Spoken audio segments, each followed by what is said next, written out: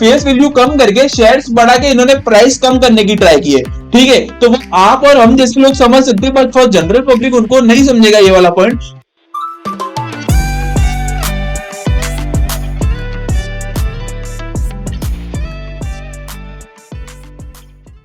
Okay, so how you doing guys, this is me Piyush Shukla, और आज के इस वीडियो के अंदर we are going to talk about Abans holding limited IPO. ये जो आईपीओ है ये 12th से स्टार्ट हो रहा है, so it's a good point of time you gonna listen this details about the IPO so that you can decide whether to apply or not. And in case if you don't have a demat account, then it's the right time, since we have 2 to 3 days in hand before the IPO, so that we can open the demat account from the link in the description and can apply for the IPO and can avail the exclusive benefits of opening a demat account with us, guys. Okay, so let's go and start the review of Abans Holding Limited IPO. The first thing that we're gonna see, like what this company is into the business. So this company provides NBFC services, global institutional trading in equities, commodities and foreign exchange, private client stock broking, depository services, asset management services, investment advisory services and wealth management services to corporate, institutional and high net worth clients. So good business model. Currently this is the good business model to be in, but there are some things that you need to keep in mind that I will let you know in the later part of this video. Okay, so the business of the company is understood. Now it is into finance business, agency business, it is into trading and warehouse, software development, real estate, बहुत सारे business के अंदर ये company काम कर रही है। मगर यहाँ पर आप एक चीज देखो, ओके, सो यहाँ पर आप देखो, the company is primarily a holding company and we operate in all our businesses through our 17 subsidiaries. So there's the good number of subsidiaries, 3 direct subsidiaries and 14 indirect subsidiaries. So total 17 subsidiaries. अब आप एक चीज देखिए, company के active business है 6 countries के अंदर, that is also good. 17 subsidiary, वो भी सही बात है, मगर the last line on a consolidated basis the company has employed 100 employees as on 31st August 2022. अब 17 सब्सिडरी और they have this much like they are into so much businesses और 17 subsidiaries है, और ये जो कह रहे हैं कि इनके पास खाली 100 एम्प्लॉइज है, तो ये बात यार मुझे समझ नहीं आ रही कि 100 एम्प्लॉइज होके इतना काम कंपनी कर कैसे सकती है. So that's the thing you want to keep in mind while applying the IPO. आप ये चीज को ध्यान में रखिएगा कि यार ये एक चीज इसके अंदर मेरे को थोड़ा सा डाइसी लग रहा है. Okay, might be possible. So okay, so if they are a quality employees, they can deliver the services.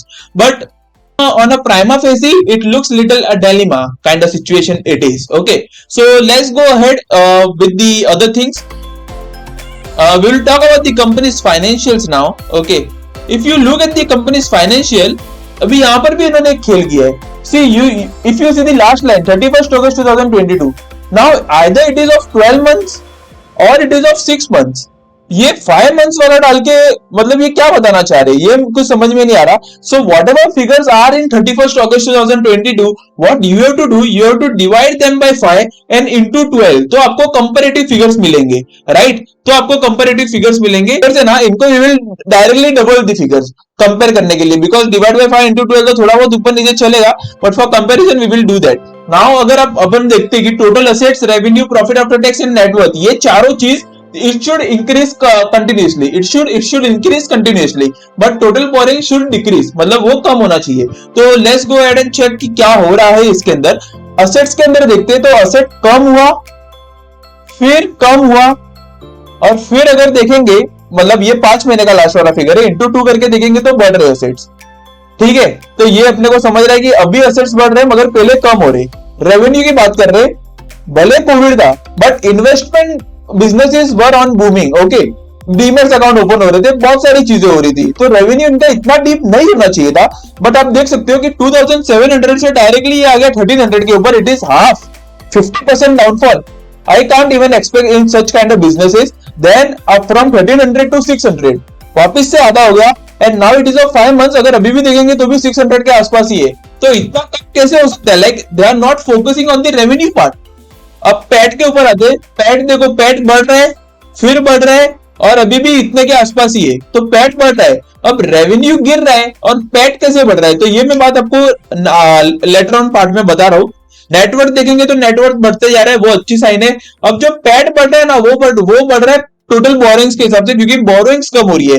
अब ये एनबीएफसी के अंदर इन्वेस्टमेंट कर रहे हैं, खुद की एनबीएफसी ओपन कर रहे हैं, तो इसमें इन्वेस्टमेंट पर्पस के लिए चाहिए और general corporate purpose, that is the common thing. General corporate purpose वाला पॉइंट कॉमन है, मगर जो ए पॉइंट है कि उनको खुद के एनबीएफसी के अंदर इन्वेस्टमेंट के लिए they are raising the capital, यानी कि ये अपना क्या बोलते हैं आईपीओ लेके आ रहे हैं, ठीक है।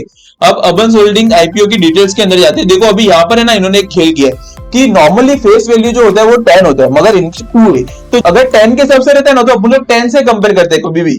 अभी इसके अंदर फेस वैल्यू 2 है, तो अपने को इंटू 5 करना पड़ेगा उस चीज को, जो भी इनका प्राइस रेंज है ना 256 टू 270, सो इंटू 5 करके आपको चेक करना पड़ेगा कि ये प्राइस रेंज क्या है एक्चुअल में फॉर कंपैरिजन पर्पस।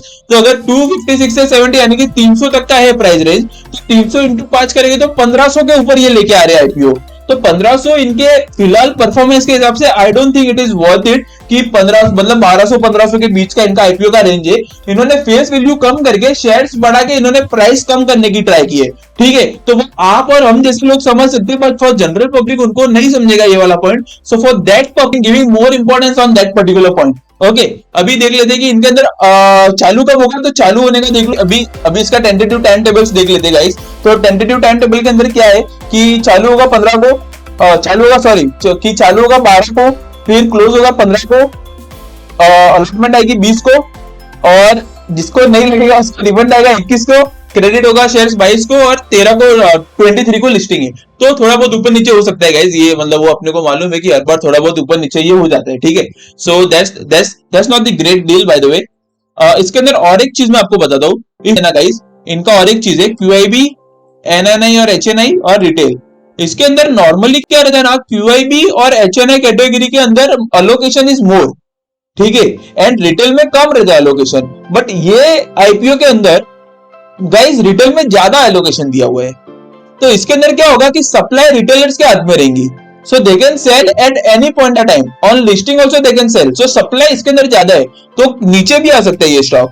तो वो क्या सब दिमाग में रखना कि इसमें रिटेल का कैटेगरी ज्यादा है, तो जो स्टॉक में रिटेल्स ज्यादा रहते हैं ना उसका सप्लाई बहुत ज्यादा रहता है, मतलब दे पैनिक अ लॉट। तो वो लोग पैनिक सेलिंग ये सब बहुत कुछ आता है, तो वो बहुत वॉलेटाइल होता है और नीचे जाने का भी चांस रहता है। अब आपको अमाउंट कितना लगाना है, तो राइट हैंड साइड के अंदर देख लेते हैं कि आपको अमाउंट लगाना है मिनिमम 14,850। 14,850 आपका मिनिमम अमाउंट है जो आपको अप्लाई करना है। 55 शेयर्स मिलेंगे उसके अंदर, ठीक है, अगर लगेंगे तो। ओके, अब देख लेते हैं कि इसका प्रमोटर होल्डिंग क्या हो रहा है। Promoter holding earlier it was 97.42% and after the IPO it will be 72%। So अच्छी बात है, 72% is not a bad sign, it is an good sign promoter holding कि they are having an trust in this business, so they are holding so much stock in it, right. अब इसके बाद देखते हैं कि यार इस साइज जो है ना, इशू साइज वो है 345 crore. So they are raising 345 crore fund, और उसमें से ऑफर फॉर सेल यानी कि जो बेच के जा रहे हैं ना उनको 243 करोड़ दे देंगे, तो कंपनी के हाथ में बचेंगे 102.6 करोड़। तो उससे ही वो इन्वेस्टमेंट करेंगे एनबीएफसी में और जनरल कॉर्पोरेट पर्पस के लिए। तो ये आप चीज दिमाग के अंदर रखना कि ये फ्रेश इशू इसके अंदर कम है, ऑलराइट। अब मेन पॉइंट, खुशियों की घड़ी समाप्त होते हुए I will let you know कि जीएमपी कितना है गाइस, इसका जीएमपी। तो जीएमपी के ऊपर बात करते हैं गाइस, इसका जीएमपी 5 to 7% मेरे को लग रहा है फिलहाल। As per the current data change हो सकता है, it is subject to change, ठीक है। तो करंटली इसका जो जीएमपी लिस्टिंग गेन जो मेरे को दिख रहा है वो 5 to 7% है। मैं पर्सनली बहुत सारे लॉट सप्लाई नहीं करने वाला इसके अंदर, ठीक है। मैं देखूंगा लास्ट डे के ऊपर, अगर हुआ तो मैं 1 या 2 ही अप्लाई करूंगा, मुझे इसके अंदर चांस नहीं लेना है। ये एज पर करंट सोर्स है, no recommendation, just for educational purpose, alright. So बस इसी के साथ अपन ये वीडियो आज का यहाँ पर क्लोज करते हैं और मिलेंगे आपके साथ नेक्स्ट वीडियो के अंदर। अगर आपको आईपीओ अप्लाई करना है, आपको डीमेट अकाउंट ओपन करवाना है, so this is the right time, right opportunity to invest in India.